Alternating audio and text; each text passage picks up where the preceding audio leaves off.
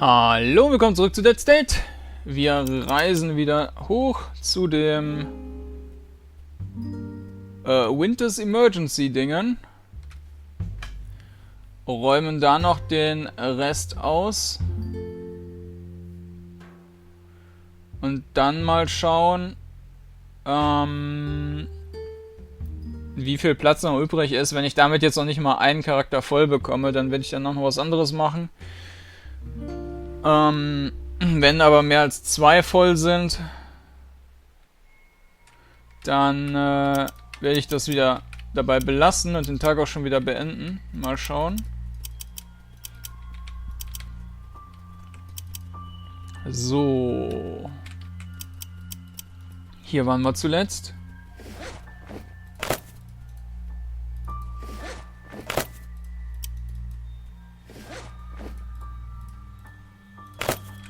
Blub, blub, blub.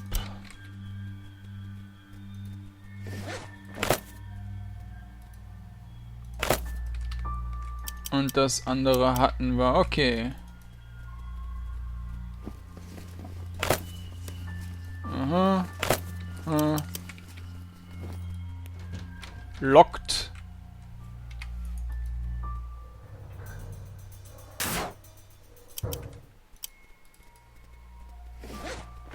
Nix. Ich glaube, den Generator hatten wir. Ah, ne, hatten wir noch nicht.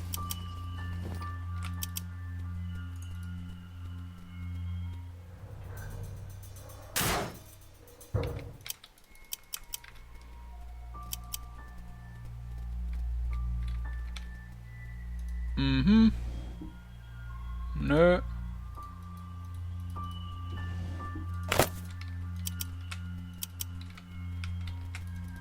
Und auf damit. Da muss auch noch irgendwo ein Zombie rumlaufen.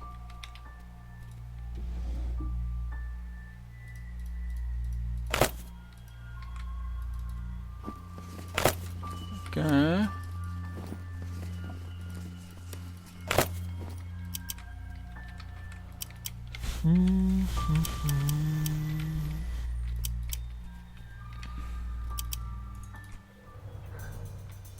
Quatsch. Da ist er.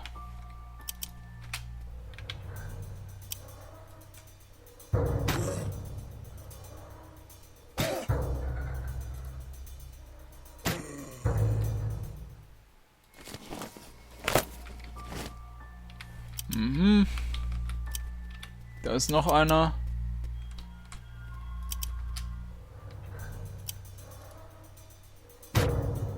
...27... Kaputt. Ups, jetzt haben wir gedrückt.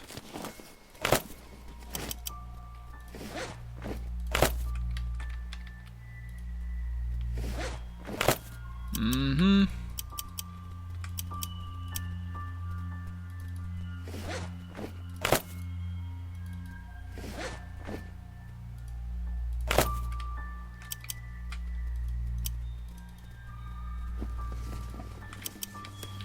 Bleibt auch nur noch dieses eine Dingen da.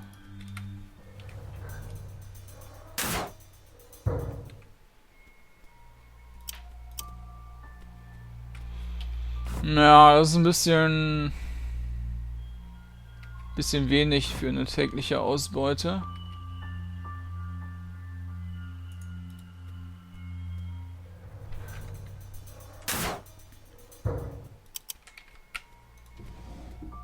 Mhm.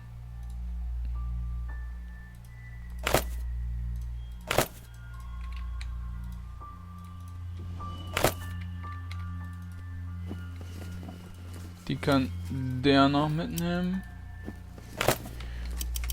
Und dann sind wir hier durch.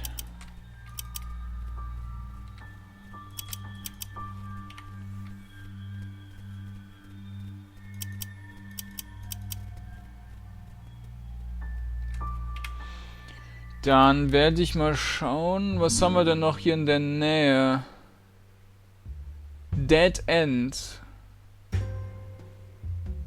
Aber hier oben war, glaube ich, auch noch irgendwas. Gucken wir mal.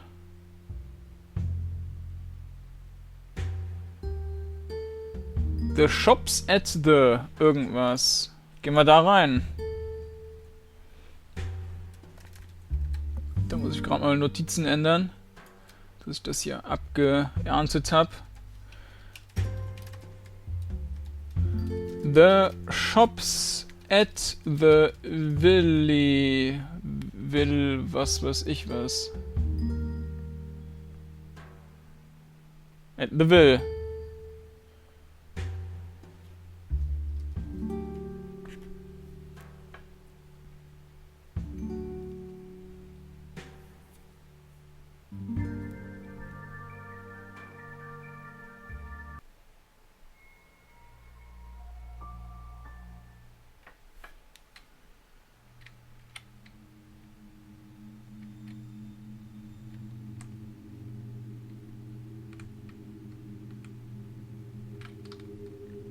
Okay, klein ist das auch nicht. Und hier werde ich wahrscheinlich dann mehrere Tage was von haben. Ach, den geht nicht.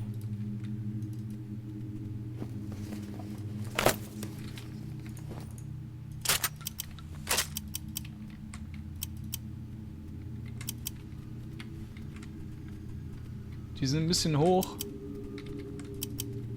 Hallo.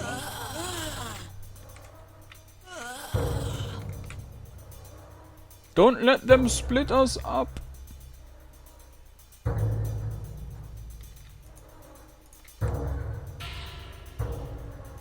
Können wir nicht angreifen, wenn ich das mache. Gucken wir mal, ob wir den pushen können. Ja, müssen wir von da aus.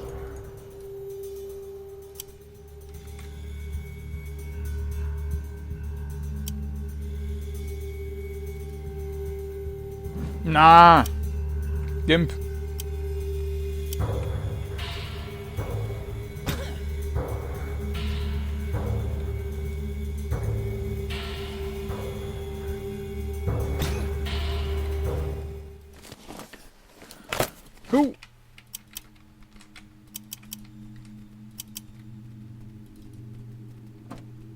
Mhm.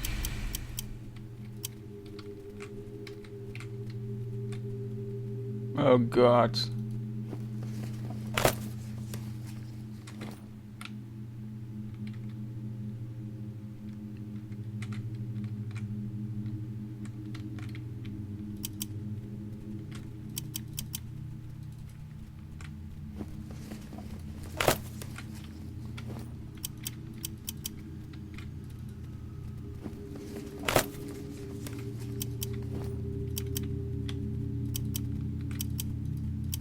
Aha.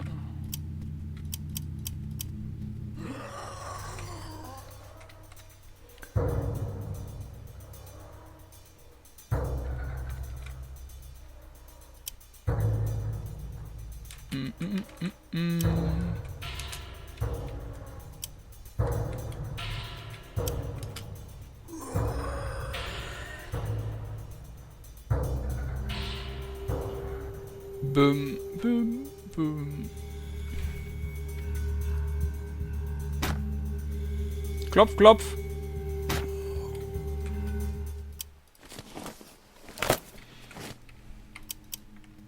Shit.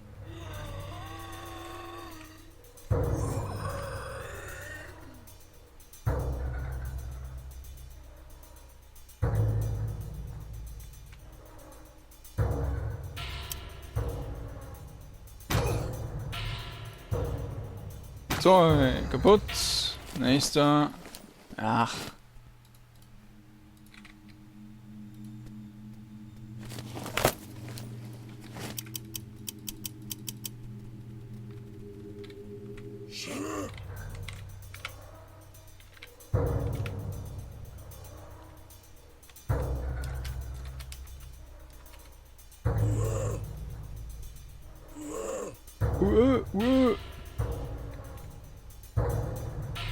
Immerhin stehen ja dann alle ziemlich zusammen. Mal gucken, wie das dann da läuft.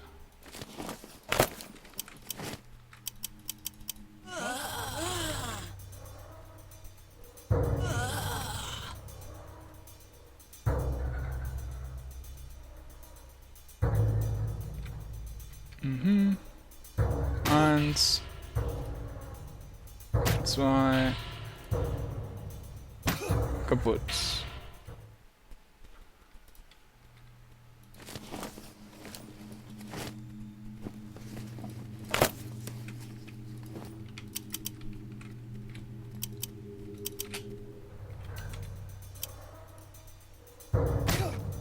...32... 33... kaputt. Ja.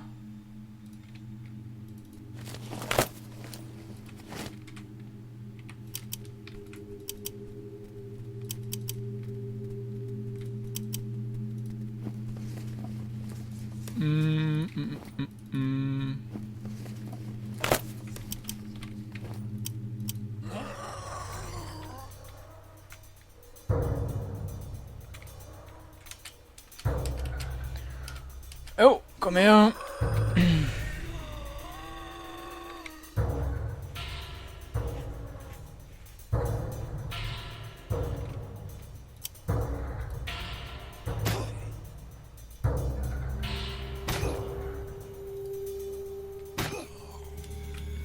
Und der nächste.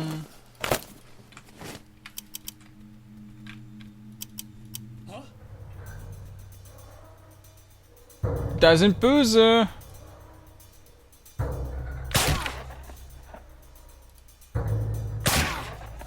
Oha.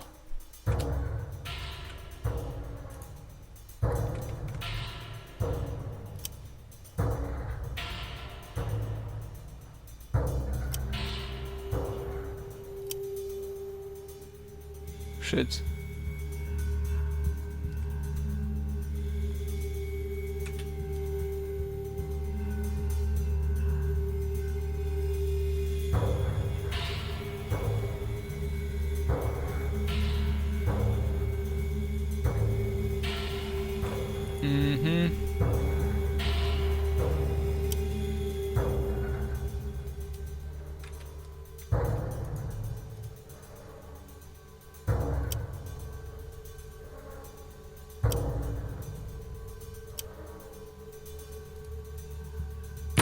Ach du, Vollgimp. Ja, ich wahrscheinlich direkt laden sollen.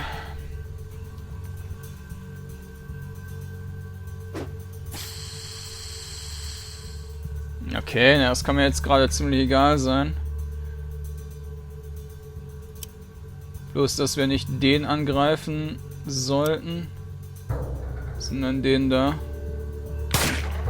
Sauber.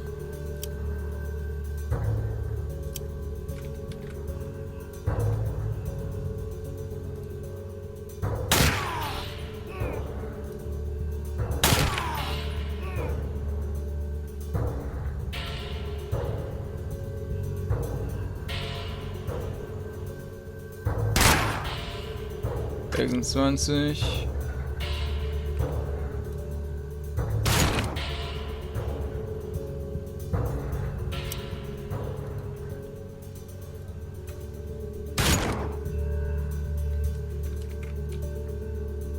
Oh, er trifft auch verhältnismäßig gut. Dafür, dass er geblendet war, 52%.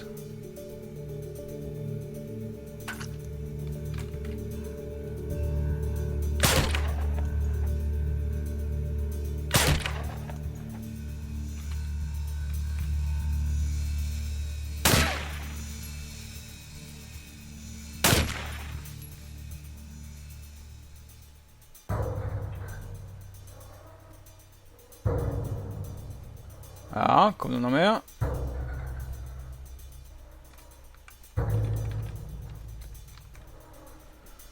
Drei haben wir hier noch am Rumbluten.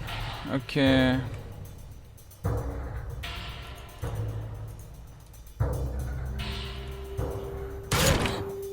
Na, Mist. Das dauert zu lang.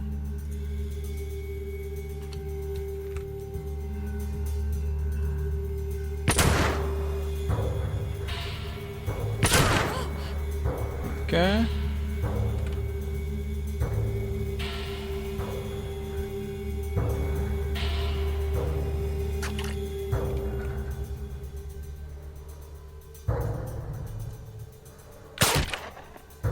Auch keine Ammo mehr.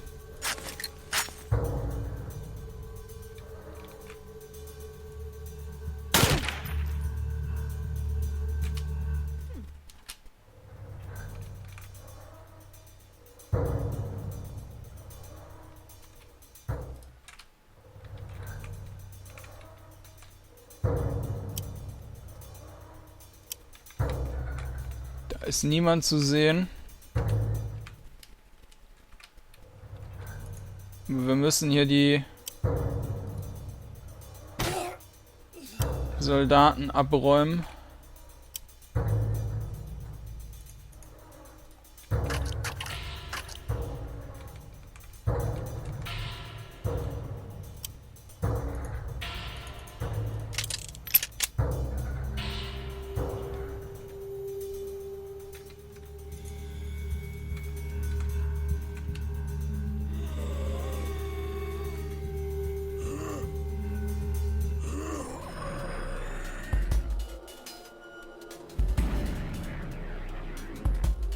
Mhm.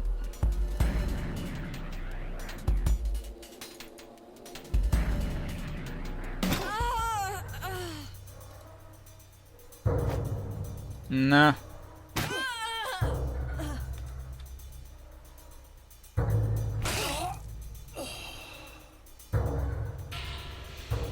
Jo, dann schieben wir die nach vorne.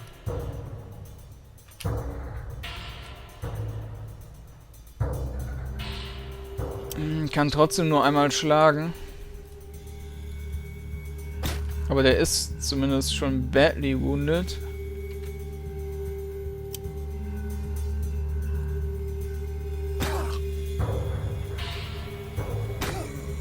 Sauber.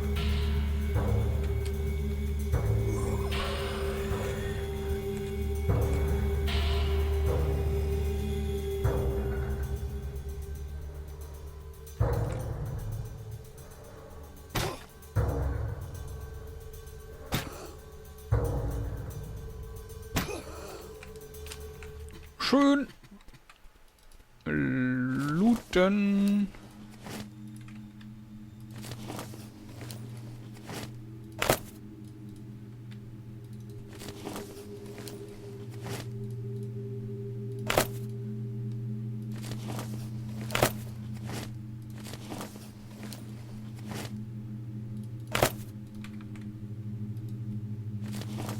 Aha.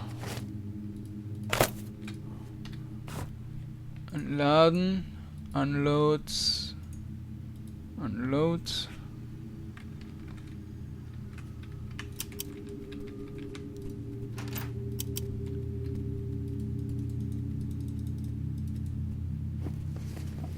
Das nehmen wir mit, die können rüber.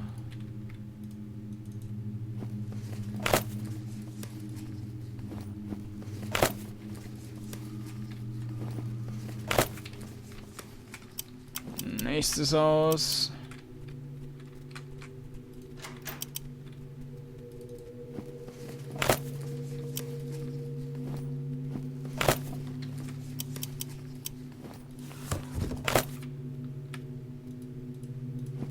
Dann werde ich ihn auch gerade noch zusammenflicken.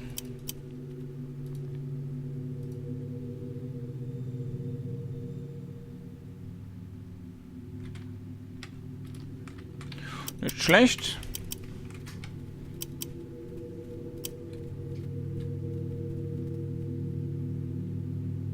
Ja, hallo, wer ist denn da? Ich glaube, den kann ich so zusammenprügeln. Es sei denn, er ist zuerst dran und wirft eine Granate.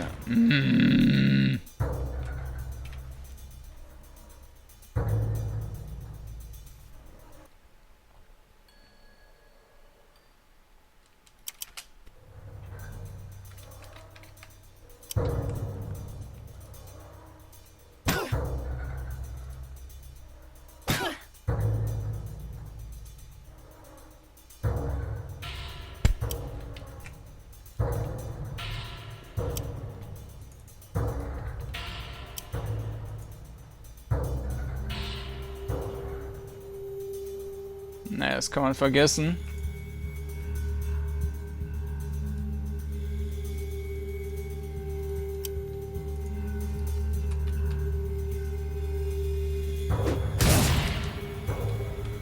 Das kann man vergessen. Ich habe auch eigentlich keine Lust, den zu erschießen.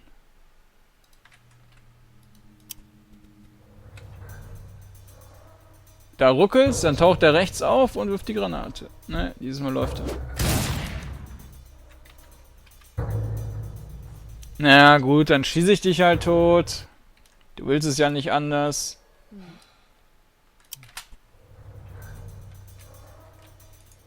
Jetzt stehen meine Leute in einem Fleck zusammen.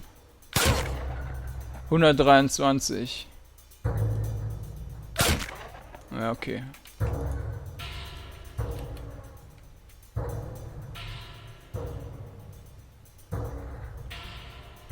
Ja, ruckel, ruckel.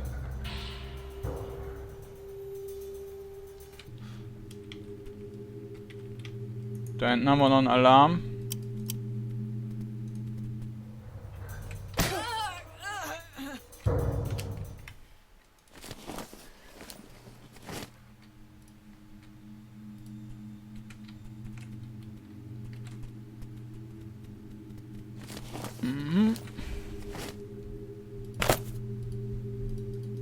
Smartphone.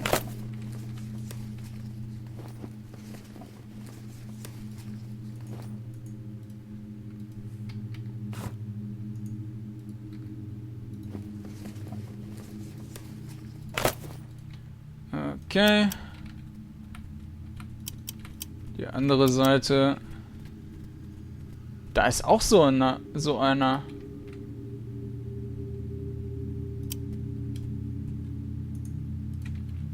Ja, hallo?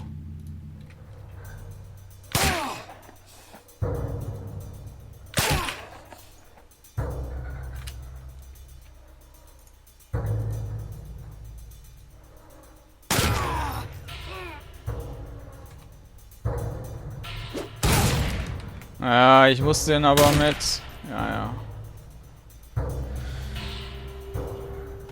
Mit der ersten Runde totschießen. Jetzt ist es hier wieder am Rumlägen, weil die ganzen Zombies den Weg nicht finden.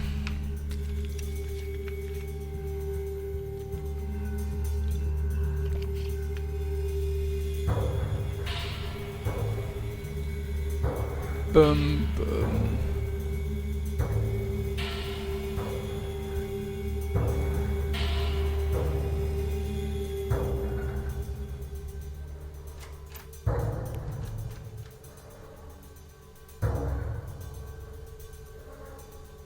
Mhm.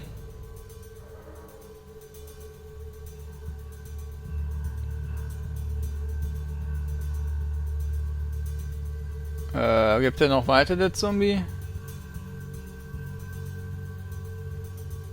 Oder ist es abgeschmiert? Geben wir dem Ganzen noch eine Minute. Scheint sich noch was zu tun.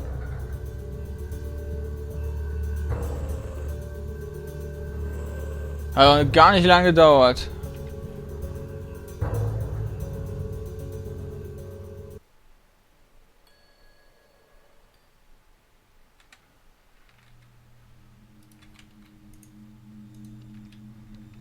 So. Dann fangen wir mit dem an. Dann kommen nämlich 3 Charaktere zuerst. Oder mit der am besten, weil die zumindest trifft. Ne, trifft sie nicht.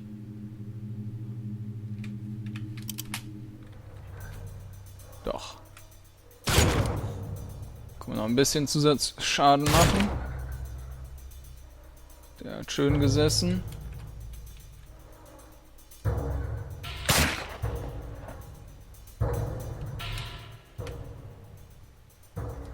Ja. Einmal Meisterruckler.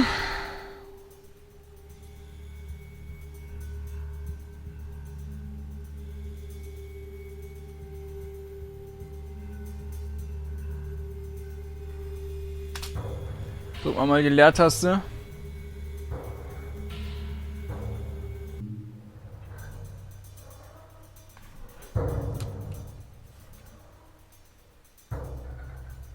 Ja, da sind irgendwo Zombies unterwegs, die aber so viel Leistung verschwenden, weil die den Pfad nicht finden, dass es das Spiel zum Stillstand bringt.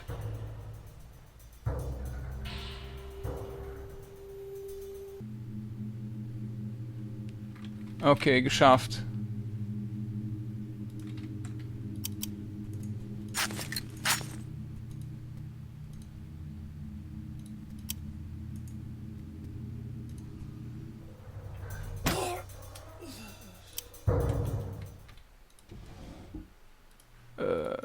Du.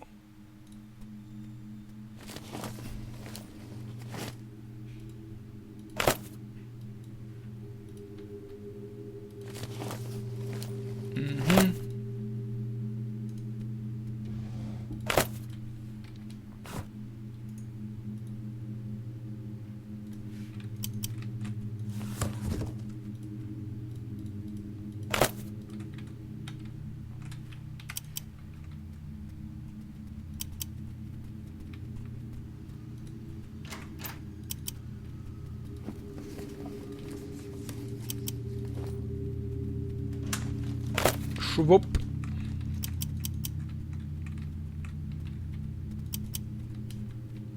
Also wahnsinnig viel war bisher noch nicht zum Looten da. Oder zumindest noch nicht so schwere Sachen.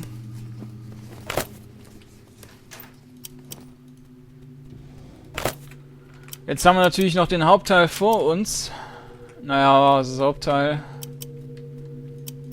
Einen großen Teil zumindest.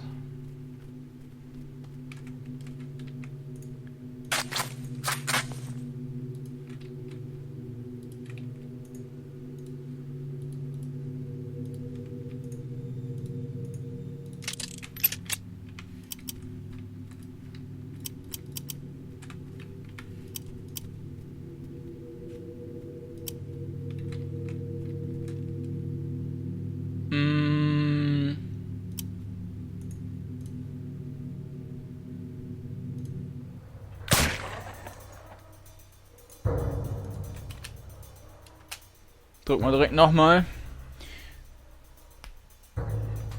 Jetzt versuchen sie da durchzukommen, aber die verbauen sich halt immer noch den Weg, deshalb hängt das Ganze halt wieder. So, jetzt sollten wir aber genau... Wir sind im Kampf, im Agro-Bereich. Die laufen halt zu zweit jetzt in einem Feld. Und ich glaube, die anderen haben tatsächlich die Agro verloren, weil die keinen Pfad zu mir gefunden haben. Das ist bescheuert. Also die KI ist, oder sagen wir mal, die Berechnung von der KI ist extrem schlecht.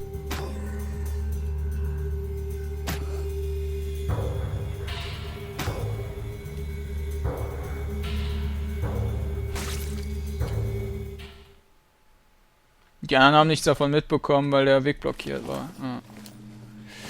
Das ist bescheuert.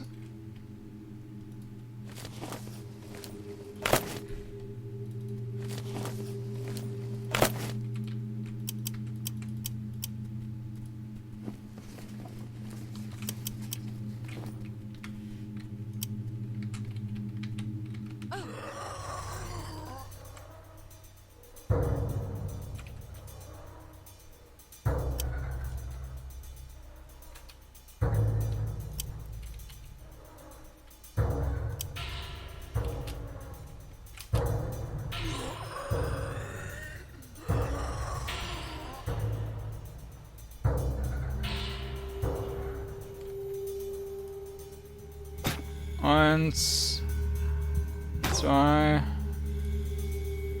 drei, nächster.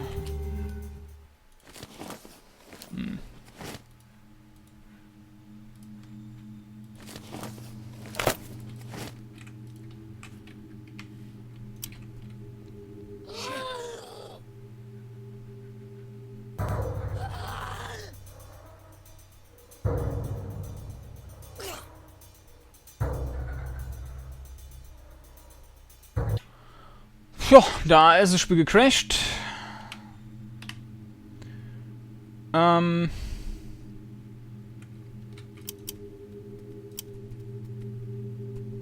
ob wir das von hier aggroen können.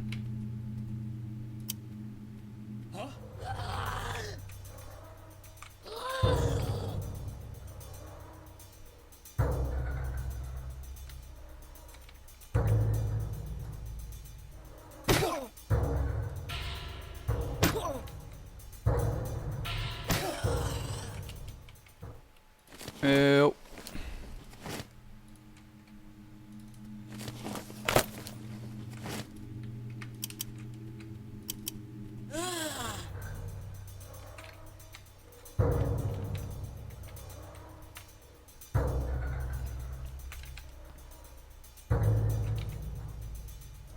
Lassen wir sie mal kommen.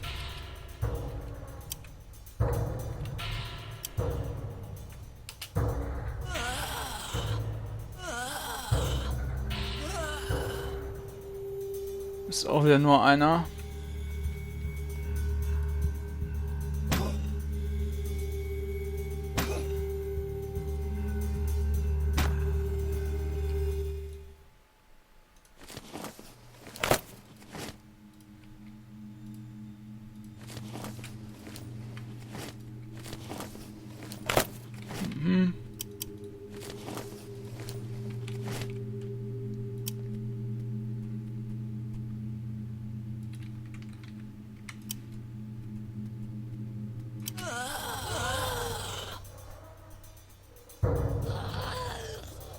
Na, der wird jetzt wohl einmal schlagen.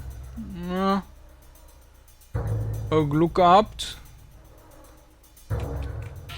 Machen wir den kaputt.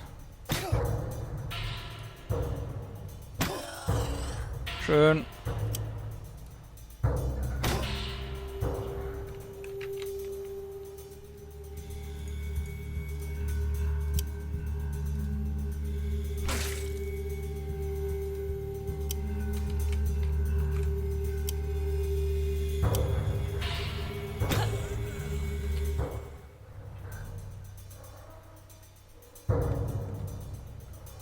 Wen haben wir da jetzt geaggrot?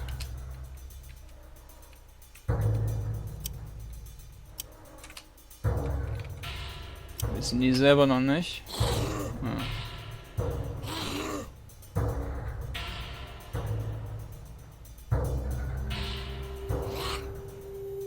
Null. Alles absorbiert durch die Rüstung.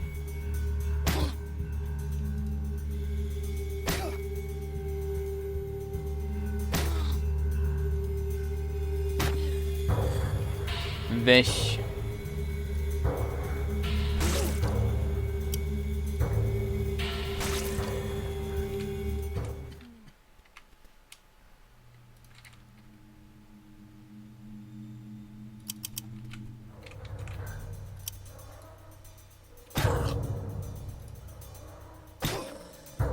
Aha.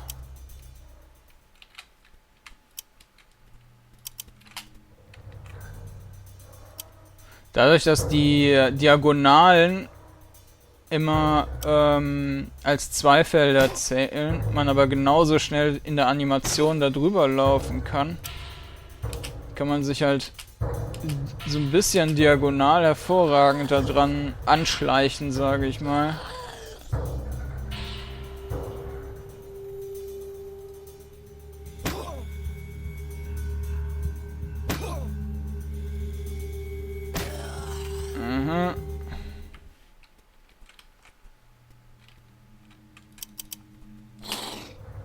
Das hat dieses Mal... Ah, es hat trotzdem funktioniert, okay.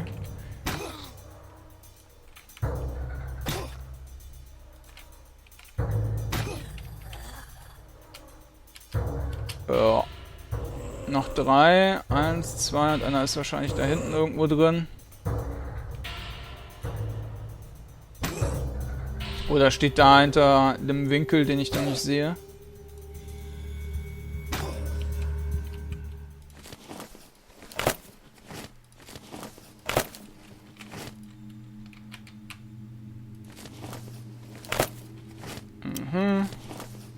Brauchen wir nicht.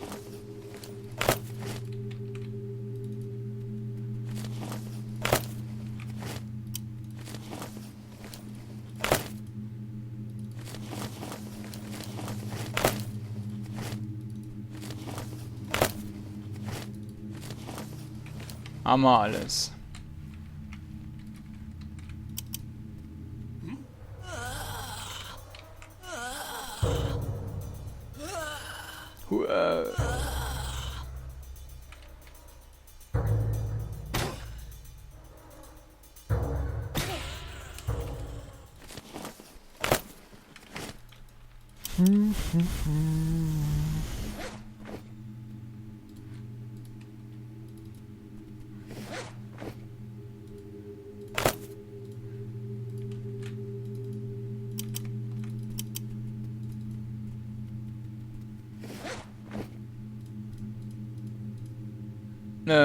Oh doch, passt.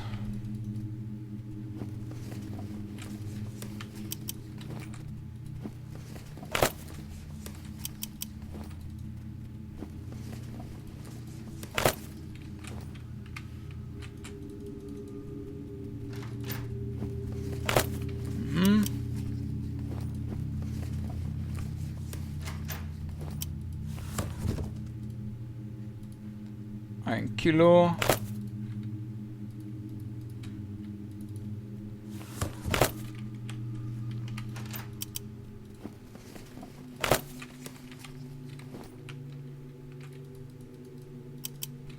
Entweder da ist noch einer, oder der liegt draußen, ist draußen irgendwo gespawnt.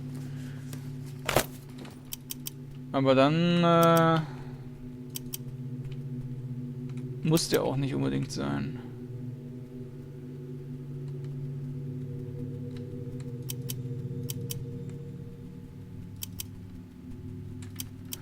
Da auf der rechten Seite hat man noch einen Einkaufswagen. Ach so, und auf der Seite war, glaube ich, auch noch eine Tasche.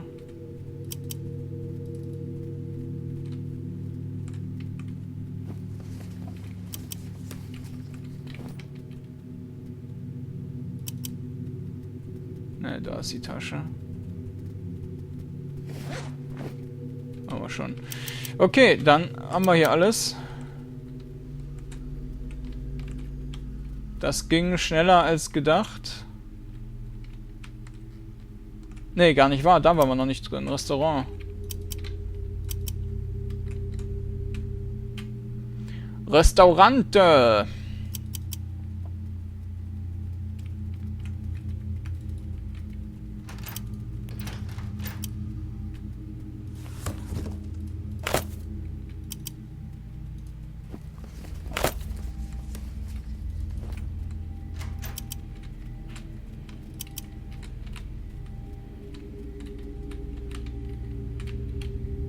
Aha.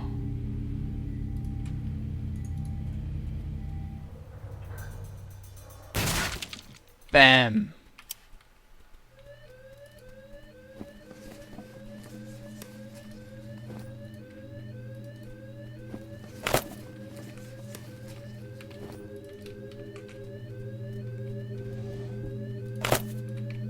Okay. War jetzt auch eher wenig.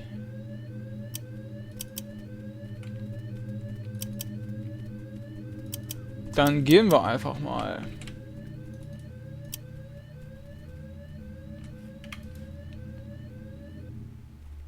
Wir haben sogar noch Platz. Also theoretisch könnten wir angeln gehen.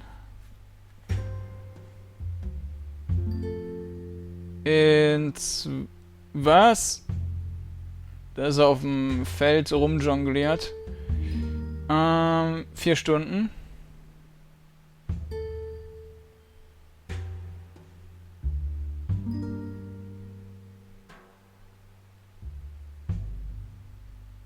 Inventory ist voll. Okay. Da gibt er zumindest eine Warnung.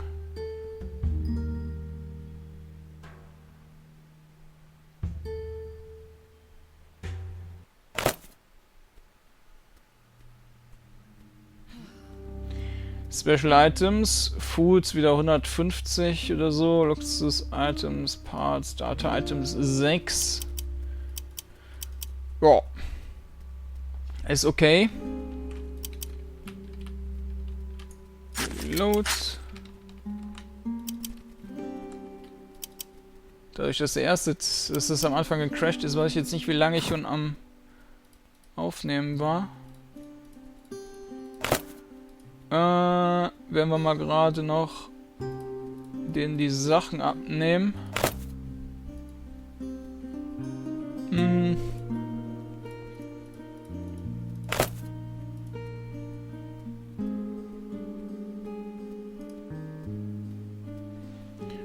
Jo.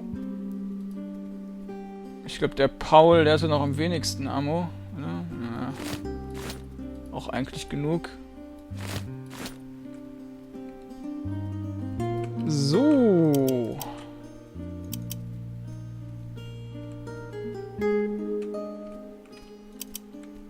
Den einen Typen hätte ich noch auf Munitionsbau vorher stellen sollen. Nicht, dass ich die Munition wirklich brauchen würde.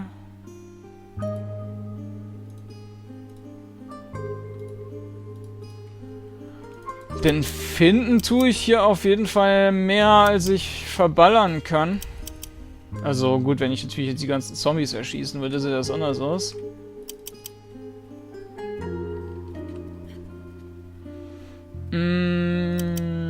Ich gehe mal aus, dass ich gehe mal davon aus, dass ich noch etwas Zeit habe. Dann werde ich hier mal noch ein paar Sachen dekryptieren. Das ist... Fängt mit X an. Xylophone sehe ich hier. Oh Gott. Ah, okay. ISS. Transcript captured at frequency 145. Bla bla. Static. Control reporting in. Status. International Space Station reporting in. Commander Dexter speaking. That you, Jim? Morning, Michael. How's everyone holding up today? About as well as we can as well as can be expected. Still a lot of concern. Good thing the last supply run happened so close to the incident. We are still working to get an evac crew out to you. Michael, I promise. Still no word from Russia about it?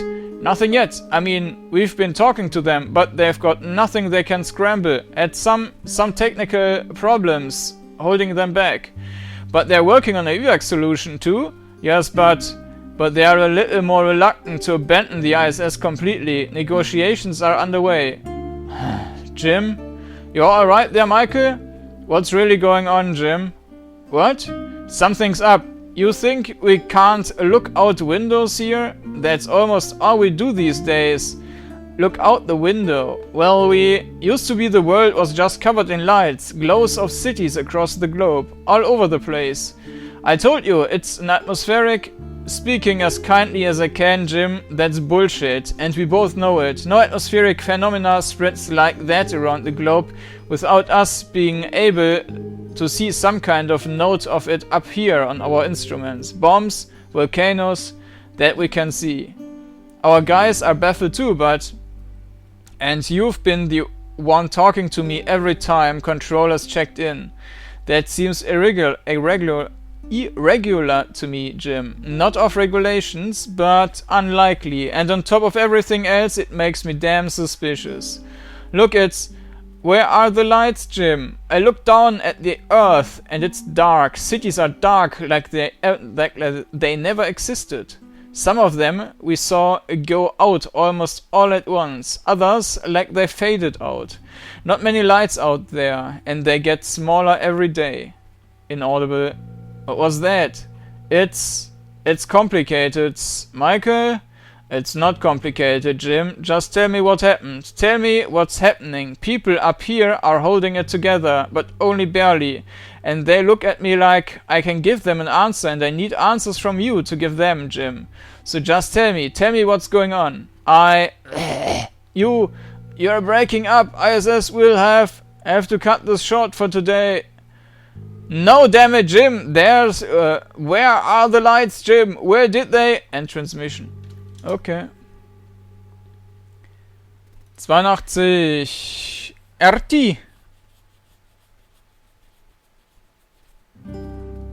Nee, Etty. Spaghetti. Where was that gun store we passed? Junction? Eden? Whole day's a blur. Mhm.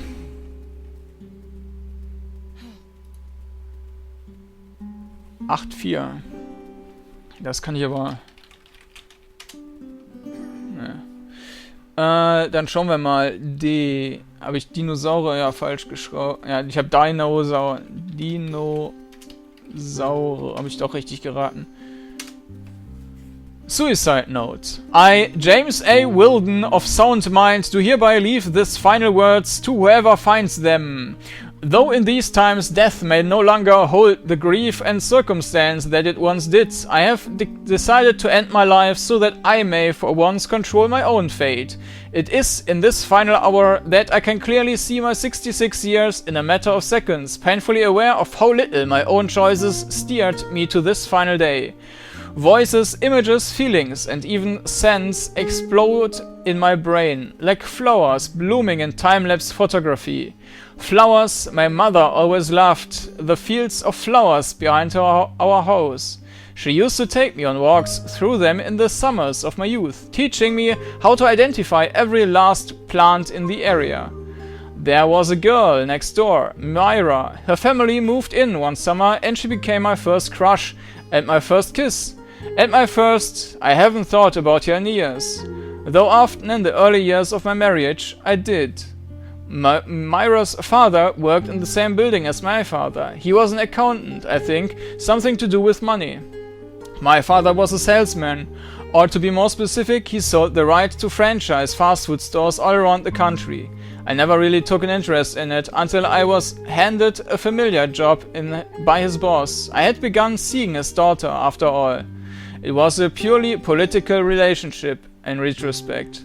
I don't remember having much say in the matter, just many family dinners and outings and functions where Janet, the boss's daughter, and I were coupled up, somewhere in between graduation, with a political science degree I never used, and my first day on the job I married Janet, and I don't remember making the decision. Don't get me wrong, she was a good person and a loyal wife, but even when I was standing next to her in the hospital, holding her hand up to my face while the chemotherapy finished what the cancer had started, I felt like I had been diverted by this stranger before I had ever had a chance to figure out what I wanted. I felt guilty for so many years after this, and thus the pressure to remain a widower, honoring and obligatory mourning period out of custom and confusion. Before I could even make the decision to retire from the job I never wanted to, I was let go when the company merged with an even larger company and reconstructed their workforce. I felt nothing for the loss. I remember the executive's face as he told me, waiting for some emotional outpouring that never came. As I sat there with the feeling that I had been handed the key to the world, I had time finally to do whatever I wanted. Money from Janet's life insurance, our savings, and my severance package would tide me over 4 years. And I, like so many people, thought I should finally see the world. There were so many choices: the Netherlands, the Caribbean, the Mediterranean, the South Pacific. Oh, the joy of too many options was delightfully overwhelming. After much poring over travel shows and brochures, I finally made the decision to start my vacation in the heart of the old world, Egypt, and move on to Greece, India, China, charting a path through the oldest seats of power to the most recent ones. I remember the travel agent I must have spent all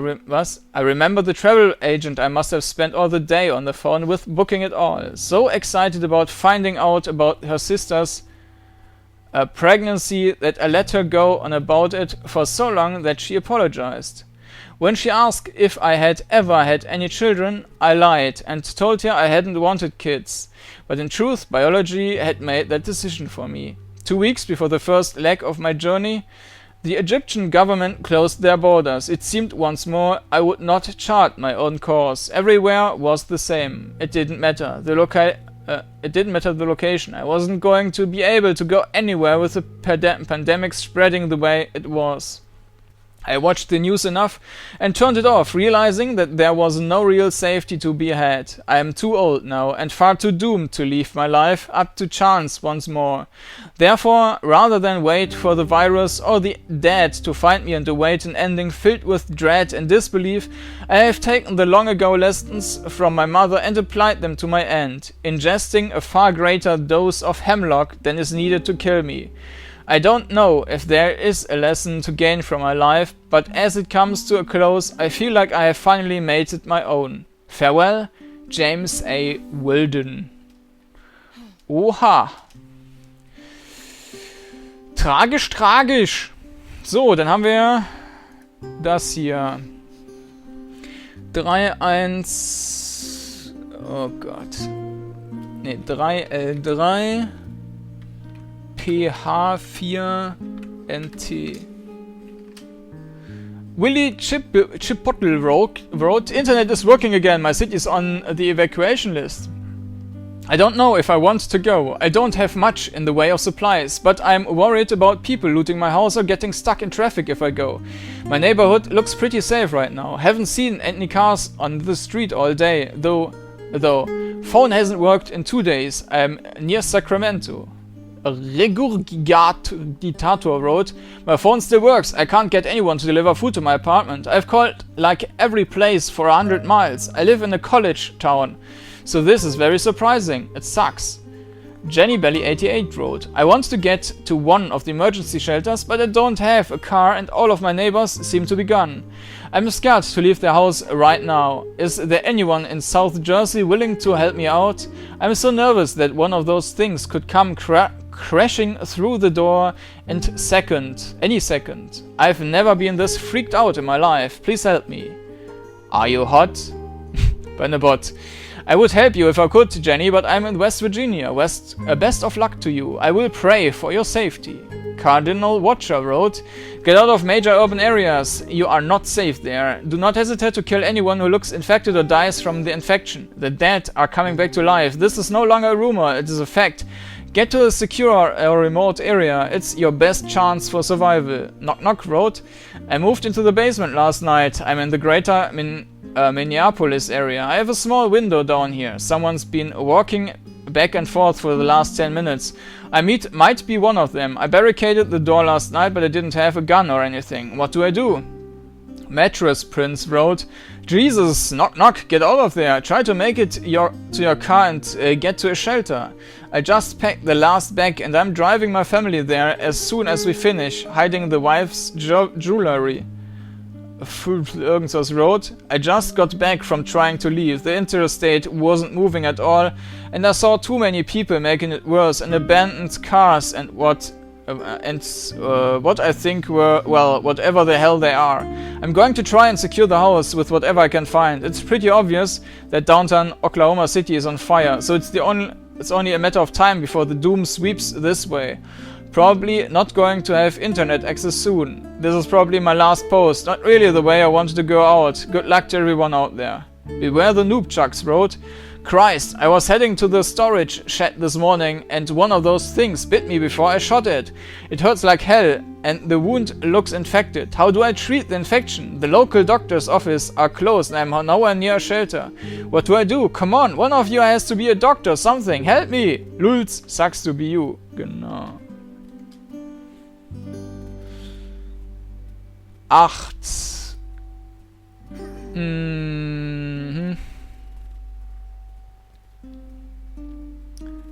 515 T3 R5. I like the face on this young lady. She was obviously in pain from losing somebody, but I think she has a very strong will. I do not talk to her. I do not want to know her story. I overhear many sad stories on the train. Aha.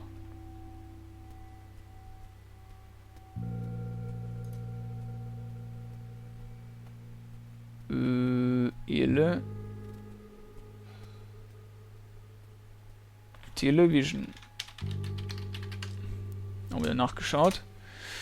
April 18th, 2014. My apologies for not writing sooner. Internet access has been fleeting. Yesterday, I broke my own rules and went outside to see if any of my neighbors were at home or required assistance. The house on my right belongs to a sweet older couple, the Greenwoods.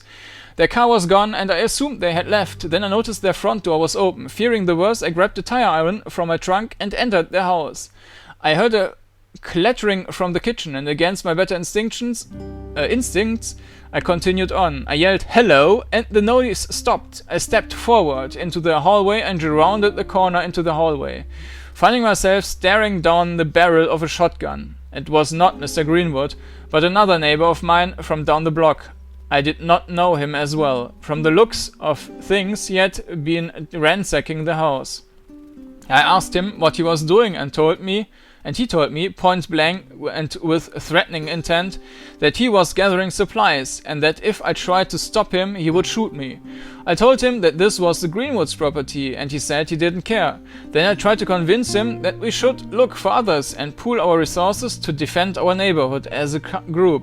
The man looked at me as if I were made of rubber ducks, then told me that he was taking what he needed for his family and that he'd kill anybody who tried to take it from him. I was then given the option of being shot or leaving. When I got home, I dug out a bottle of aged port I'd been saving for a special occasion. The event feels more like a bon voyage than a celebration. I've collected the last 2 weeks of posts under the title The Final Days of History. I no longer suffer under the delusion that the world as we know it will survive this final test of our collective metal. There will be those that cling to it as it decays, until finally the resources dry up and they can no longer fool themselves into thinking that somehow someone is going to clean it all up. The infection will continue to spread to the ends of civilization's roads and airports. Humanity will most likely exist in those very regions that scorned progress. The pockets of antiquity, the deepest jungles and remotest islands that cheeseburgers and cell phones never reached. In the end, I don't think it will be the dead that will destroy our civilization. They are convenient excuse, a finger on the dominoes representing our years of letting one more problem slip for another day of state existence. Many will kill man even as the living become an endangered species. Our greatest works of art will be burned for warmth. The records of our achievements will go offline in a blink and rust on a billion hard drives. Massive piles of plastic chocolates, made from the bones of the dinosaurs and the sweat of the third world will litter the jungle floors for untold centuries. The fossils of our progress and our frivolity in the void that car engines, electrical grids and lawnmowers leave. A symphony of bird songs will begin after the overture of beautiful silence. And despite our most convincing threats, the world will go on.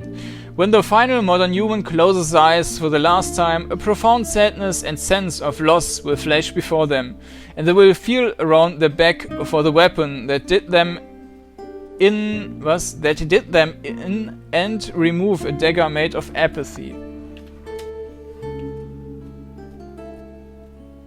Haben wir nichts mehr, aber es sind auch 1, 2, 3, da fehlt noch 4, 5, 6, 7, 8, 9, 10, 11, 12, 13, 14, 15, 16, 17, 18, 19, 20, 21, 24,